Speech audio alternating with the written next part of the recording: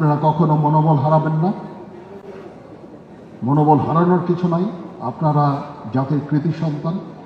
আপনারা এই দেশ এবং জাতির জন্য অনেক কিছু ত্যাগ করেছেন। আমরা সবসময় তাদের পাশে থাকব, তাদের সাথেই থাকব। তাদের এখানে অনেকে খুব আহত, অনেকে চলাফেরা করতে পারেন না, দেখতে পারেন না। আমি আপনাদেরকে অ্যাসুরেন্স দিচ্ছি যে আমরা সবসময় আপনাদের পাশে থাকব। আজকে এই ইফতার আয়োজন এবং আপনাদের যে আর্থিক সহায়তা ভবিষ্যতে দেওয়া হবে, আজকেও কিছু কিছু করে আমরা দিব।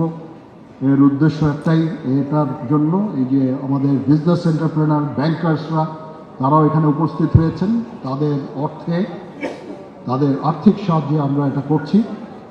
তাছাড়াও ডিজিএফআই আপনাদের জন্য অর্থ দান করেছে। সে অর্থ আপনাদের 200-এর উপরে আহতদের চিকিৎসা আমরা দিয়েছি এবং দিয়ে যাচ্ছি।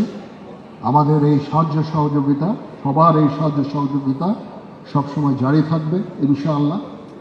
আমরা চেষ্টা করব আপনাদের একটা রিহ্যাবিলিটেশনের জন্য, সেই দিকেই ইনশাআল্লাহ আমরা চেষ্টা করে যাব এবং এই আর্থিক সাহায্য সহযোগিতা সবসময় আপনাদের প্রতি আমাদের জারি থাকবে ইনশাআল্লাহ।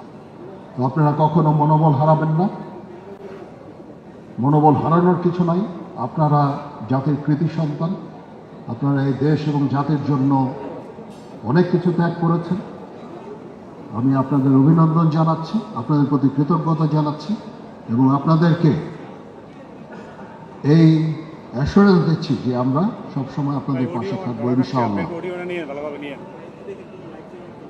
সবাই ভালো থাকেন। এখন মোনাজাত হবে, মোনাজাতের পরে আমরা ইফতার করবো ইনশাআল্লাহ।